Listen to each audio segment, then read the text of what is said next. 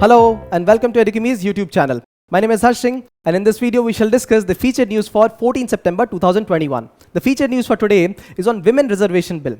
It has been 25 years since this bill was introduced in the parliament, and it has ever since not been passed.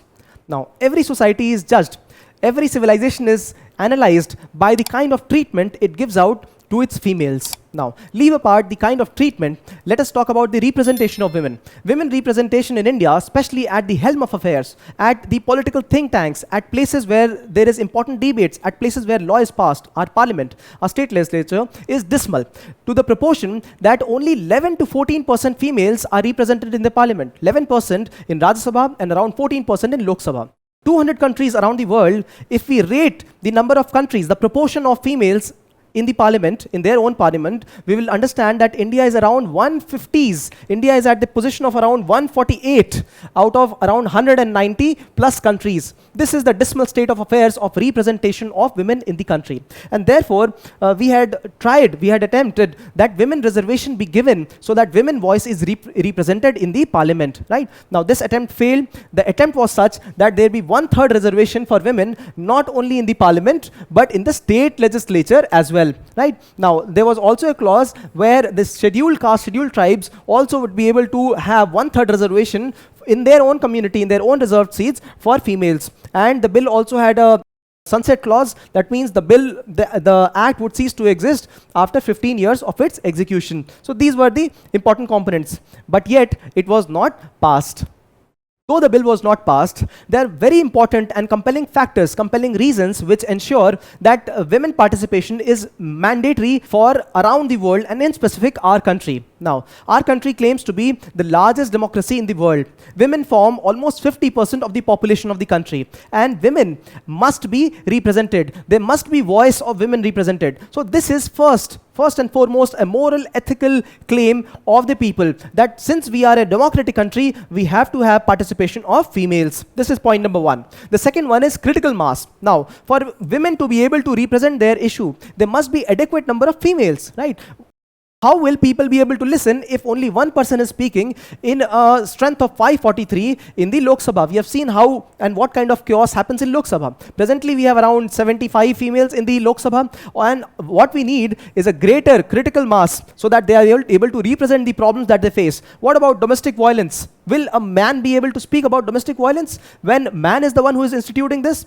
Probably no. What about cases of marital rape? So these are the points, the pain points for which critical mass of females is required in the parliament. Not just that, if you see, if women represent themselves in the political domain, there will be advantages in the social domain. There will be advantages in the economic domain as well. How come? See, when they start to represent, they will start to claim their rights. They will start to participate more in the economy, in the open system. Now, the way I see it, why do we see dhaba people? See, females cook at home? Yes, they do. The way we traditionally see, our mothers have cooked largely at home, right? My mother, also working professional, she has also cooked more than my father has cooked, right? Both of them are working. So, when I see dhaba owners outside, they are males. But I have often seen these dhaba owners get their food from homes. So the woman would cook at home and they would get their tiffin for their husbands. This would happen. But only a male person will be cooking in a dhaba. Why males? This is what I am talking of, the transformation of polity into economy. Why, when the woman is a tailor at home, at workplaces we have male tailors? Why so? This is the kind of transformation in society and polity that I'm speaking of. And this will happen if a critical mass of women become a part of the political system, governance system, right? Okay, moving ahead to another important point. Women have been found to be more enthusiastic and less corrupt than males. Now, this is some research speaking. This is not me speaking. So this is one important pointer because of which women must become a part of the political system. And it must start at the parliament. It must start at the state legislatures. However, there are points which say that no, women reservation may not be the best thing to do at this point of time. So let us look into those points.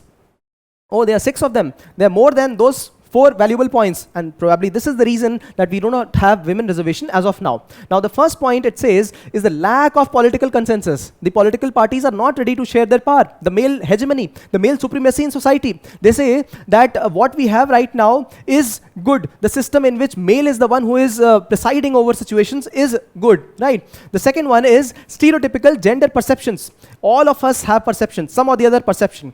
There are some people who have a perception that woman is best served when she's at home, right? She is good as a homemaker. She's good while she cooks food. But if she's given power, if she's given responsibility, she might not be the most efficient. Now, this goes against my logic, because there are a lot of premiers of Australia, premiers of England, premiers of New Zealand, and they're doing excellent, right? So this is against logic, but yes, some people provide this logic as well. And when you have to write an answer, you have to present this point also, saying there is a section in society which believes these stereotypical gender perceptions. What about political reforms? See, why do people in political sphere do not accept women as leaders? It is because we do not have political reforms. If the political party itself will be reserving women seats, if the political party itself, if BJP has minimum reservation for seats in representation, in its own party representations, naturally females will get selected in the parliament, naturally, right? So the important thing is to ensure that political reforms are there. Reforms in the party system itself is there. So this is where some of the countries, when they introduced these women-specific reforms, they introduced in the political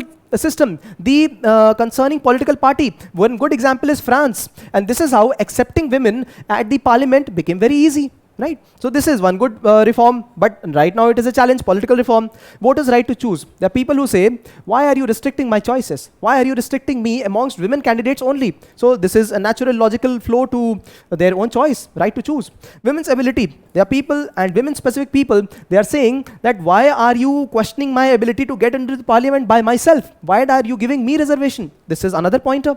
And then incentive to work. Now, there is an important segment of the act which says that they'll be rotating constituencies for women reservation. So once this constituency, and next time this, and then this and this. So first time Allahabad, and then we have Lucknow, then we have Varanasi, and then we have Meerut. So one election, Allahabad will gain this particular seat for women reservation, mandatory women, and then Lucknow.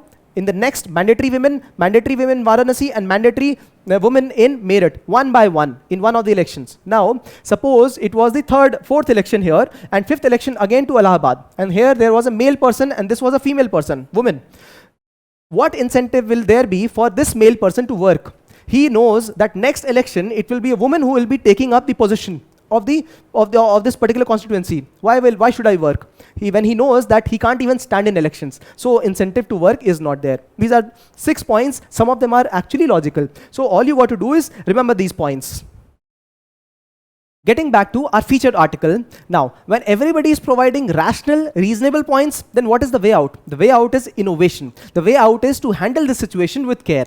First of all, there must be sensitization amongst people about representation of women, about their participation, their being vocal. So this is one important thing. And we could introduce some innovative alternate mechanisms. For example, can we have 2 members of parliament representing one constituency? Why not? We can think of it. If we have some budgetary allocation, that is very much possible. This is one good reform. Can we have some reforms where gender budgeting is also there, where females get due share because they are also contributing to the taxation, right? So this is one important reform. And then what about reforms in the political system itself, right? As I explained, if we have reforms in that political party, it will be very easy for the parliament to accept that woman leadership, right? Not just that, if there are schemes like Stand Up India and various other schemes where women are represented adequately, yes, they will be a part of the whole system. Yes, this is required. And that is why it is important to balance and to have that women reservation becomes a part of our society, right? Now, women can create this ripple or effect of change, right, and transformation through their own participation. After having understood various dimensions of women reservation, why they must be accorded reservation, what are the reasons they are not being given their proper representation in parliament, you have to do is take 30 seconds and understand this article. And after that, you can attempt this question, elaborate on the need of the women reservation in India. What has been done and what has been the major roadblock to women reservation in India? If you like this video, if you like our effort, do share some love on us through comments, likes and shares. If you subscribe to the channel, you will receive timely updates. Thanks for watching.